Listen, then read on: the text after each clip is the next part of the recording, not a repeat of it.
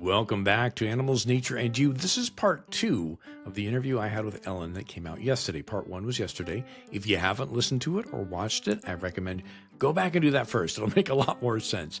But this, we're going to pick up pretty much where we left off yesterday, with the episode ending as we go into the discussion about the importance of exploring your own backyard ecosystems, your own habitat and environments, what's out there. She talks about tide pooling and everything else, and that leads us to a whole nother tangent and talking about other things. It is a great conversation, just like part 1. So I'm really glad you're here. And if for any reason you just need to get a hold of her, I'll have all of the links down below on how to get a hold of Ellen, how to find her podcast and everything else. So with that, we're going to roll right back into the conversation. Have the benefit of living in a beautiful place. I live in Western Washington and have access to a lot of gorgeous trails, also a lot of really awesome zoos in our area, great aquariums, and we have the benefit of I get to a lot of times with our listeners, like people from like our Discord or people from our social media or something, will set up things like tide pooling days where we'll all meet up. There would be like a really low tide at the beach and we'll all meet up and go tide pooling together, which is really, really fun because like as much as I can sit down and do notes and like learn really in-depth stuff about animals all over the world, because, you know, our episodes are kind of going to be about, you know, one day it'll be about like sand cats from Africa, or one day it could be about like whales from the Arctic, or one day it could be about like a weird bug from like Indonesia or something like that. But then I get out into, you know, the tide pools and I'm looking at some sea invertebrate that lives like 20 minutes from my house. And I'm like, I couldn't even tell you what like phylum this belongs to. I've never seen this in my life. But the people that like listen to the show and come out tide pooling with us, or like naturalists that we just happen upon as we're out and about, they'll be like, oh, I could tell you more about this. And like that I get to learn more about the animals that actually live around me.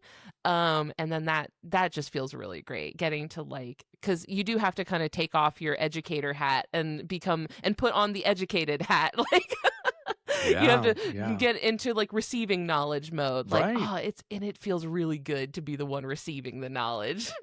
Well, and it's so true. That's one thing that I just try to remind myself all the time, and I say it a lot on this podcast and on social media, is that always hold on to that bit of being curious. Mm-hmm. Always hold on to just not thinking you know what's going on. Not even if like I can identify this snake or this bird or whatever. Be curious enough to go, okay, I know, but also what can I learn right now? And or just in general, like you said, take off the educator hat altogether.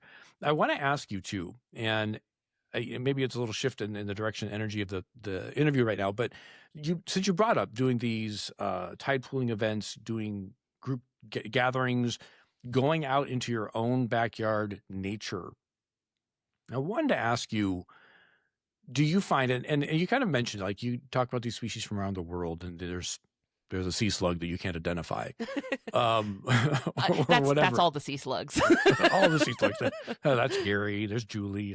No, different identification. But for you, taking off that educator hat, coming across naturalists, what's the value in getting out in your own quote unquote backyard ecosystem and connecting there? I think a lot of the value for me is in literally just logging off and touching grass. You know what I mean? I do. As someone who is perhaps chronically online, and so much of this job involves being online, which I think on the one hand is incredibly valuable, and it's kind of a great power, great responsibility sort of thing, right? I've built my career on social media. Like I would never have gotten to do what I'm doing now without, you know, working Twitter, working TikTok, working Instagram. Like social media has absolutely gotten me where I am.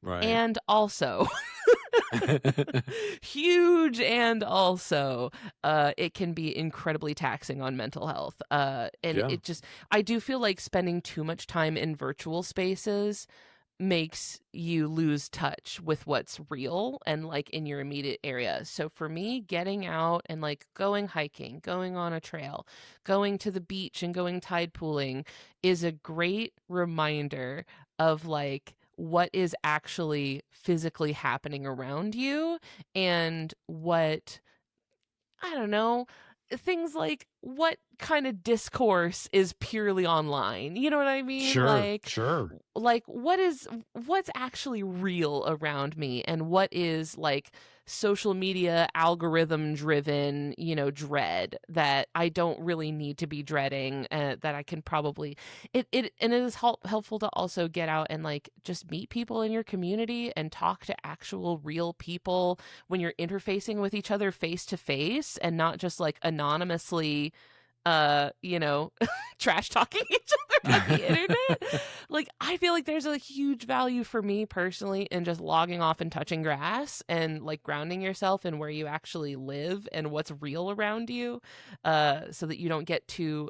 I also have in recent years have tended towards anxiety, and I do actually have like an app blocker on my phone that like limits my access to social media, and that is often a good reminder of like, hey, go outside. Hey, go outside real quick. Yeah. Go get some fresh air, go breathe, go get some air that hasn't been cycled through your house a million times. Like go experience the sky above you. But also I do feel like I use iNaturalist a lot. Mhm. I don't know if people listening are familiar with iNaturalist, It's been but talked about on this show before, so I hope they are. love And iNaturalist. if not, go check it out, please. In one way, like it can, if you do have the type of brain that benefits from like gamifying things, it can actually encourage you to like spend more time outside and spend more time like exploring and stuff, because there is that part of your brain that's like, I gotta like finish my Pokedex, basically. Like I gotta get Yeah. more observations, get more species, make the number go up. Which I do think is valuable. Not, I mean, I don't want you to get lost in it. I don't want you to like spend your entire hike glued to your phone, right? Because you're like, so focused on filling out the app and everything. But what is valuable about it for me is building familiarity. So if I see like, oh, there's this weird little like beetle that I keep seeing around. I've seen the same beetle over and over again. I don't actually know what the beetle is. Throw it up on iNaturalist. iNaturalist tells me what that beetle is, and then maybe next time out and about, I see it, and I'm like, oh, I know what that is. That's my little friend. Right. And it just is helpful for me to like, um, it also, because I feel like I've developed familiarity with the little things around me. Like it's easy to look around and see like, beetles and slugs and, little songbirds and stuff like that that kind of blend into the background. But when you take the time to like get to know what they are, be able to at least identify them generally, like maybe that's a pine borer, or maybe that's I don't know, a click beetle or something like that. What makes that really fun is when you go somewhere else and then Mm. you see a new one and you're like, whoa, hold on. Whoa, hold on. Who's that dove? I've never Right? seen that dove before. Whereas like Yeah. everybody else around you is like, yeah, sure, whatever, it's a dove on a fence. But like I'm having a fantastic time because I'm like, this is a brand new dove. I've never seen this dove. Right. It can make the mundane a lot more exciting. Oh, absolutely. It Yeah. can make like the everyday things that would otherwise fade into the background like so much more vibrant and alive, when it's not just like, if you can look at a field and you're not just seeing like grass and trees, you're actually seeing like wild rye, and you're seeing like California poppies, and you're seeing, red cedars, and you're seeing like I feel like when you can understand the diversity of like the ecosystems around you, it gives you a better appreciation for the places that you go. Cause then you'll be like, well, hold on. I've never seen, when I was in San Diego, I was driving, I was nearly unsafe to drive because I was looking around like, I've All never of our seen that tree birds. before. Like, Oh, trees. Okay. it was the For eucalyptus me, it's usually trees. vultures or hawks that get me in an accident almost. Yeah. I'm like looking out the window. I was Oh, a it's just a safety red shoulder? hazard because I'm like, whoa, what's that? Yeah. Like, I don't know. So I feel like it makes the mundane and the everyday a lot more exciting. There's this concept I learned about a few years ago called plant blindness. Mhm. Oh, yeah. It happens with birds too. Yes, absolutely. Yeah, bird blindness, Go ahead. plant blindness. Explain it to my audience. Yeah, so the idea, and I learned about this in the concept of that educators were like basically handing paper to little kids and asking little kids to like draw a plant. And all of the little kids would basically draw very vague general, like the concept of like a tree or grass or something without any defining characteristics that you would see on an actual tree or on an actual like Mm. flower or something. And the idea was that like kids can identify at the general concept level what a plant is, but then if you ask them any more specifics than that, nobody knows. Like, no, people generally do not know the difference between like one type of tree and another type of tree, um, which I do think definitely suffer from. I mean, I'm not great at IDing plants. I can get you in the ballpark, but that's usually it. But I have spent some time on hikes with my kids, actually like taking pictures and putting IDs up on iNaturalist and trying to figure out what these actual plants are. To where now when we go out for a hike, I'll sometimes pop quiz my older kid. I'll be like, "Hey, what's that?" And he knows, he remembers some of them. He remembers things like sword ferns, like the Pacific sword fern. That's or it was called a Western sword fern. Out here, they're huge out here, and so he's like, "Oh, that's a sword fern," or like, "Oh, that's like this kind of hemlock tree," or something like that. So, or this a big leaf maple, and so it makes the walks a lot more interesting, because if you're just on a hike and you're walking around and you're like tree, tree, tree, tree, tree, tree, tree, that's super boring. I could understand why people do not find that very interesting and engaging, because you're just like, it's a bunch of trees. But if you are instead looking out there and being like, okay, we've got some maple trees, we've got some big cedar trees, we've got some fir trees, it just adds a lot more texture to the experience. And it's like the seasoning on a dish, I feel like it just makes it a lot more interesting to be in. I remember hearing, and I really wish I would have like copy and pasted the link to this video because I can't find it. But I remember there was a naturalist who was saying it is a lot like the difference between walking through the airport versus walking through a room of people you know. Yeah. The sensation of feeling like you belong Right. and that you're amongst safe people. Yeah. And I was like, oh my gosh. Because It if is you kinda can't like that. identify the birds and the plants and the trees, there's sort of this anonymity as you walk through that space. When I walk through an airport going from security to my gate, I don't feel any connection to any of these people. There's a kid screaming, there's somebody late for their flight, whatever it might be, someone just spilled their coffee. I don't feel the need to go help that kid or help the person clean up their coffee or help rush that person to their gate, because there's that sense of anonymity. I'm in my bubble. I'm surrounded by people, but put me in a room full of people that I know and love. And if there's a kid crying, I'm going to see if I can help out. If there's someone who spilled their coffee, I'm going to offer help, clean it up, get him a new cup of coffee, Right. And I feel there's a similarity to that when he stated that. It's like, I get that.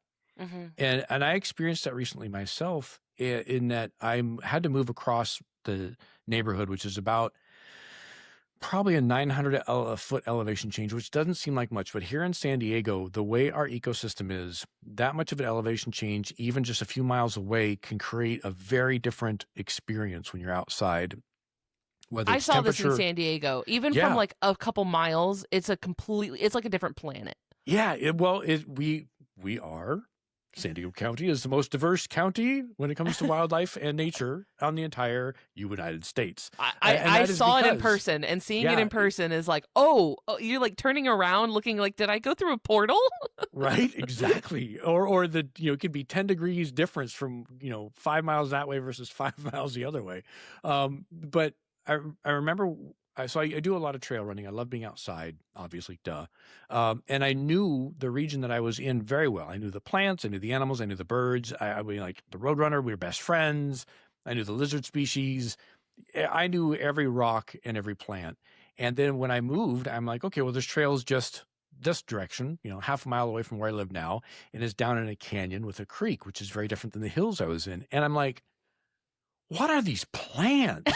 And I felt very out of place. I felt this weird sense of homesickness Yeah. for the place that's just a couple miles away, that's in the hills, that I felt so familiar with. But Yeah. now I've been here almost a year, and I have gone through the process of identifying all the plants and getting to know the different species and the different trees that grow by the creek versus the ones that grow a couple hundred yards from the creek. And it feels like that familiarity in that home of getting to learn and know those species and the value of doing that. So I can, the point of sharing that story is I can understand how you answered the question I gave, which is what's the value in getting out your own ecosystem instead of just looking at the amazing species of Africa or Asia or Australia or wherever, Yeah. because we have amazing species right in our own backyards that we tend to just take for granted because it's just a bird. Yeah. But when you break them down, then and also I moved a few years ago completely to a brand new place. I moved from Florida over to Washington. So A little bit clear different. Yeah. Just, clear across the continent to like nearly two polar opposite types of yeah. climate and ecosystem. Everything's different. The type of climate, the temperature ranges, the seasons are different. Everything is so different. And there have been some surprises as to what is not different. So Mm. things like ospreys and great blue herons, Hmm. things like that are like, oh, you're here too. Hey, buddy, I remember Yeah. you. But I did just last week, as we're recording this, so when this goes up, it'll be longer ago. But I had to unexpectedly travel back to Florida. And while I was in Florida, it was a family thing going on that luckily was resolved and was fine. So I had some time in Florida to go to some nature preserves and go. I got to go to the Seaside Seabird Sanctuary in St. Nice. Petersburg, Florida, and go see some seabirds and go to the beach. And um, I noticed that like having a better understanding of like your surroundings and the plant life around you, and not just the plant life, but even like the differences in the soil. Like the Yeah. All soil is right. different, right? Yes. Like even that made me appreciate going out for like a 2 mile, nature walk in Florida, Yeah. because when I lived in Florida, I was like, okay, this is just what's around. It wasn't a huge deal to me. I was like, I'm going to see grackles and I'm going to see, fish crows, or I'm going to see, brown anoles. They're everywhere. And you can kind of like, they can kind of blend into the background. They're not super interesting, but like, because now I've gotten so used to it, to completely different supporting cast of characters. Now, when I'm in Florida, I'm having the time of my life walking around and being like, there's my palmettos. Like, hey, there's my longleaf pines. Like, Yeah. there's my grackles that I don't have where I live now. And then also I noticed that I was in a part of Florida that, while I didn't spend my entire life in, it's where my dad's family lives, and I would spend summers at my dad's family. My dad has since passed away, but I was visiting like his family, and I noticed that there are very distinctive bird calls in this particular area of Florida. So things like fish crows, which have a very different sound than Mhm. typical American crows. They have more of like a ah kind of like a nasally sort of call. It sounds unlike any other type of crow. So the fish crows, the grackles have a very like grating sort of sound that they make. It's almost like, I don't know. I think it sounds like laser beams. Mhm. Um, but like the cardinals, which we don't have cardinals in the Northwest, and even just like hearing the sounds that I so distinctly associate with being, those are the background ambient sounds of like childhood summers, visiting my dad, staying Sure. at my grandparents' house, like really, really positive, happy memories that even just hearing those bird calls like took me right back to. It was like very, Yeah. very like, the feeling of like when you smell a smell that like smells Oh, like your yeah. grandparents' house or something like that, and it feels like you just like travel through time. Like that's how I feel when I hear like fish crows or mourning doves, because my grandma Mm. had a nest of mourning doves outside of her house. And so like every morning I would wake up hearing like mourning doves calling literally right outside the window. So when I would hear them, and I was back at the same house and I heard the mourning doves again, and I was like, oh, that's the stuff. Yep. Yeah. So Bring it home.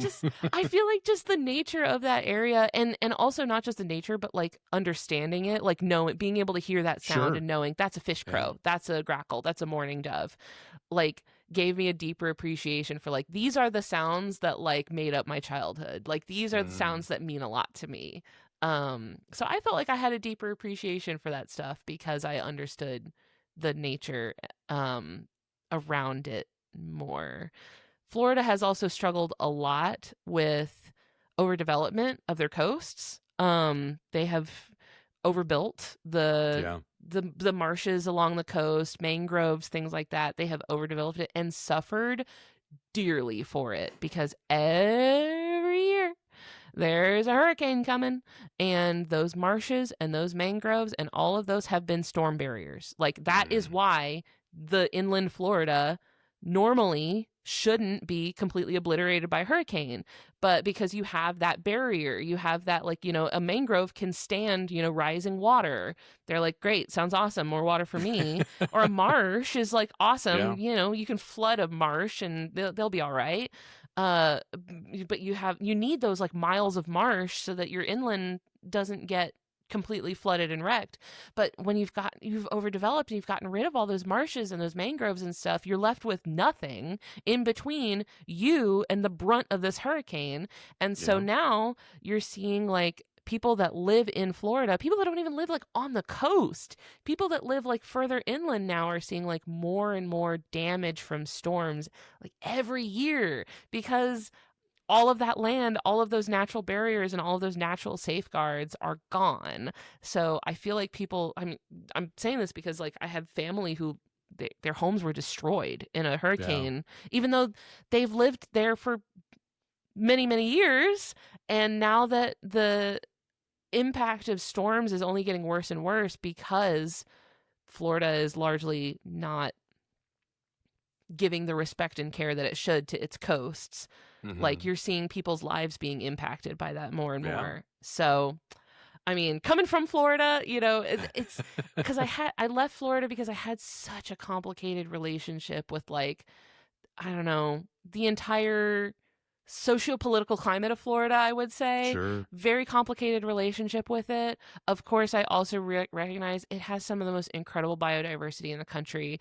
It is gorgeous. Where else can you see, alligators and crocodiles in the same place? While I was in Florida just last week, I did see a wild gopher tortoise just walked right by me. Nice. Like, not that many places in America where like a big old tortoise, a wild tortoise will just walk right by you while you're on a walk. Manatees, dolphin. We saw dolphins, and that like wasn't that interesting.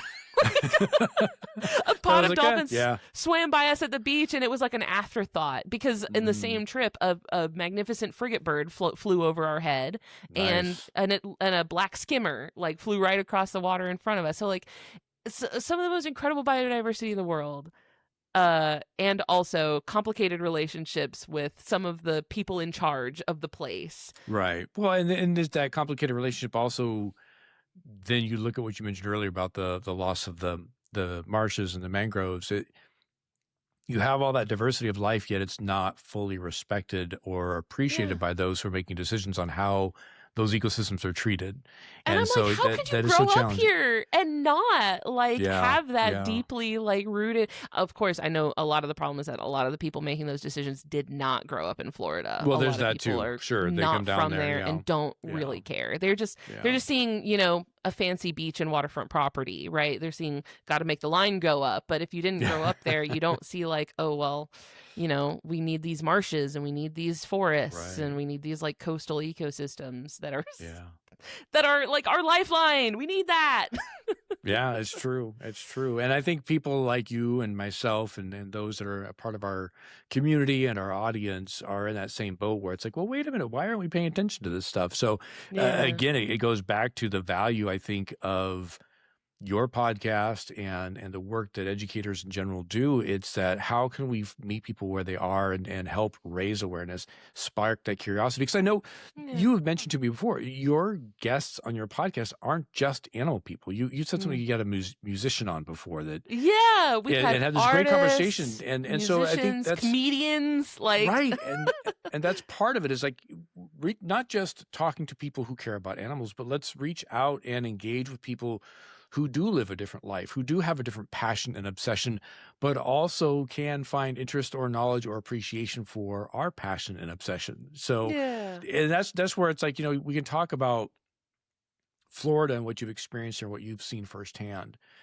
But then what's the other side of that? The other side of that is, I think, is the work that you're doing. It's what you're doing with the podcast, where you are finding ways to keep, like I said before, like beating our drum, of what we're passionate about, what's interesting, why it's important, but then finding ways to reach people who aren't beating that same drum, but don't mind listening to our drum and being a part of our drum circle for a little bit to just keep that analogy going. I don't know where I'm going with that, but that's, but I think that's something that's really important. And I appreciate people like yourself, other podcasters I've had on my podcast, other people doing the work we're doing. Yes, we want to interview conservationists and animal people and those doing the work, but also let's get creative with our sharing of our curiosity. And I think it goes back to everything we've talked about so far about getting to know your own ecosystem, getting to know the fun facts about some obscure animal in a foreign country and why they're important, why it's important to make sure we don't just get rid of all of our mangroves and marshes and everything in between. Yeah. Yeah. A lot of what I try to emphasize when we're talking about conservation stuff in the show is like the interconnectedness of how, like, because I know a lot of times people who work in conservation can often be frustrated by the idea that, like, oh, there's this one like charismatic species, right? Sure. You'll get something that's cute and popular that people pay attention to. The panda. But in Florida, you get this too with like manatees or with like Florida panthers or stuff like that. Animals that are very charismatic and maybe aren't like that common in those places. Well, Florida manatees have had a big comeback, but like panthers, for example, pretty rare in Florida. But I try to emphasize, like, okay, it's not just about the charismatic animal. Like, when the charismatic animal can be the face of the operation, right? But like, I use this phrase for literally everything, but like a rising tide lifts all ships, where like any efforts that are going to protect like manatee habitat is also going to be benefiting all of the other species that live in the manatee's habitat. Yeah. So like, or a panda, efforts to protect a bamboo forest in China is not going to only benefit the panda. There's a lot of other animals that live there. So like, I don't know. I don't mind like using the cute and cuddly charismatic animals as like the Trojan horse almost of like, look, isn't it cute? Don't you want to learn more about this? Oops, there's conservation in there. Forgot to tell you about that. Oh, and by the way, we just saved a bunch of reptiles, amphibians, and insects and birds because we saved the panda. Yeah, like, by the way, let's talk about like amphibians that live in the forest or something like that. Right. While we're here. Right, exactly. Yeah. It's that gateway drug. I know. Sometimes I do feel like you need to like, there needs to be a little candy trail. That's you need a candy trail that's gonna lead you to the harder to digest stuff. Well, absolutely. And I think part of that too is it leads to more curiosity. It leads to more aha. When you can say someone's obsessed with tigers or someone's obsessed with pandas or manatees or whatever, you can share how that animal fits into the ecosystem and what it benefits from the plant, the mangroves. How do the mangroves, protect it? And you can offer up those opportunities to create curiosity around what they're excited about, the megafauna or whatever it might be. And sure, they may still glom on only to their megafauna, but they're going to know a little more. Or all of a sudden, they're going to go further on down. I interviewed somebody early on back in January. She had no idea that she was going to be so obsessed about plants. She started taking some naturalist classes on the side, and all of a sudden she took a botany class, and now she's leading hikes, showing people and educating people about the native plants in Northern California. But for her, it was, I didn't get into this for botany. I had no clue I'd be interested in botany, but that's what she's doing. And I love that thread of curiosity through, yes, I like hiking, and all of a sudden, boom, I like manatees. All of a sudden I'm protecting mangroves, Yeah. and everything in between. It sneaks up on you. Yeah, it does. It does. It's like that thing about like, there's something in your brain that activates that makes you care about birds once you hit like 30. Right, exactly. The birder gene kicks in. Yeah, it activates like a sleeper agent or something like. Okay, I do, unfortunately, have to wrap this up. We jokingly started this conversation with, I do have a fully heart out warned you. Time. I warned you explicitly I was going to be like this. For those of you listening and watching, today is Endangered Species Day, and I have a Zoom with a bunch of second graders coming up in just a matter of minutes. So I have to wrap this up. I'm sorry. It is scheduled. I have to wrap this up. So before we go, Ellen, where can people find you? You talked about your social media presence and everything else. Give me everything. And of course, I'll have everything in the show notes for everyone to click on, but give them the verbals too. Absolutely. Just the Zoo of Us can be found on the Maximum Fun Network, which is at MaximumFun.org. We are available on wherever you get your podcast. So however you are listening to this, go into your search bar. You can type in Just the Zoo of Us. I promise you'll find it. If you don't, let me know. I'll put it on there. We're also on social media. I am most active on Instagram, Discord, a little bit on Blue Sky too. I have personal profiles on there too if you want to follow the other stuff that I do. I have a book that's going to be releasing later this year. It should be wrapping later this year, so keep an eye out for that. So excited. So follow me on my tag is usually Elk's Needle on any social media, but I'll make sure to have links available so that anyone can follow through. Excellent. I'll have everything down in the show notes below. Also, Rick's going to be on an upcoming episode of Just the Zoo of Us. It's true. If you're looking for a place to start, right? It's always nice to have a warm handoff. Exactly. It's a lovely conversation, and I don't doubt before this year is up, I'm probably going to have you back on because I still have questions I wanted to ask you that we didn't forgot to. So, unfortunately, this is what talking to me is like. We're going to talk about a lot and nothing that you planned. I love it. Well, see, this is, I know I said I need to go and I do. I'm about 9 minutes out now. But I love the conversation with you because a lot of the conversations that I do have with guests, it's very specific to how they got into it, why they're doing it, why it's important, or whatever the topic might be.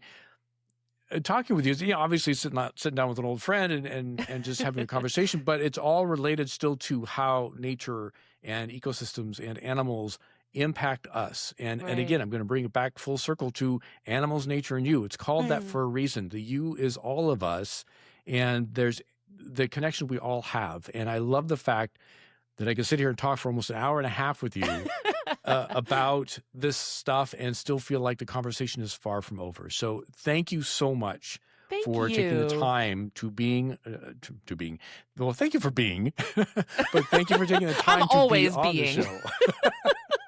Can't stop being. And I don't want you to. Please don't.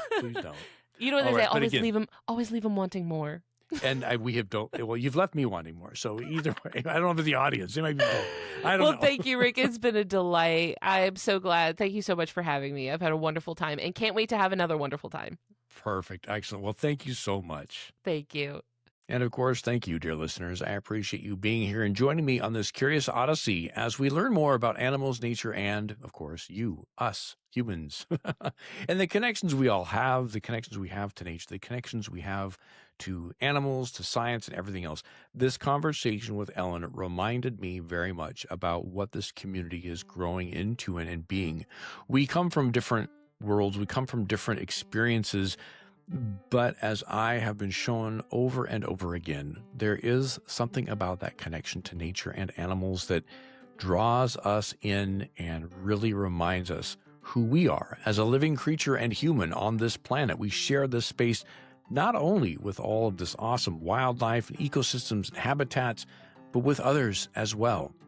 You know, we talk about one thing that just sticks in my mind is how we got on the tangent of neurodivergency and the diversity, the uniqueness of what that means. It's different for everybody, but there are similarities also in shared experiences. And with that, that even if you don't fall under the neurodivergent blanket, if you will, there's still shared experiences and moments we all have. And discussing nature, discussing wildlife and science and all of the things around that, I think helps remind us of that both complex and simple experience of being human. And I just want to say thank you. We are at the beginning of June right now, and over the last few months, as this podcast was launched in January, it has slowly grown, but it has grown consistently. You keep showing up. You keep sharing these episodes. You keep letting me know that you're enjoying it, and I appreciate it tremendously. It means so much to me. This is my passion project. This is not a business. It's not making me money. It is a passion project, and it's fun to meet like-minded people, heart-centered people, people who have an interest and care for animals and nature, and also us humans who are sharing this space. So thank you for being here. I appreciate that so very much. If you haven't already, make sure you subscribe or follow this account, this podcast, wherever you're listening or watching, so you don't miss any of the upcoming episodes. We have 10-Minute Tuesdays, solo episodes every Tuesday where we talk about a particular species or something that's topical in animals and nature and people.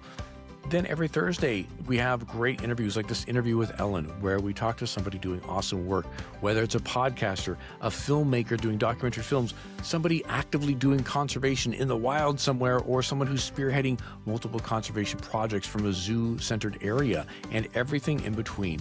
In fact, we even have an episode coming up later this year where we're talking to someone about pet therapy and really diving into that concept of how animals help calm us and center us. So don't miss that. You got to make sure you follow. If you want Animals, Nature, and You is also on Instagram. I have a little account there that's been growing over these last few months.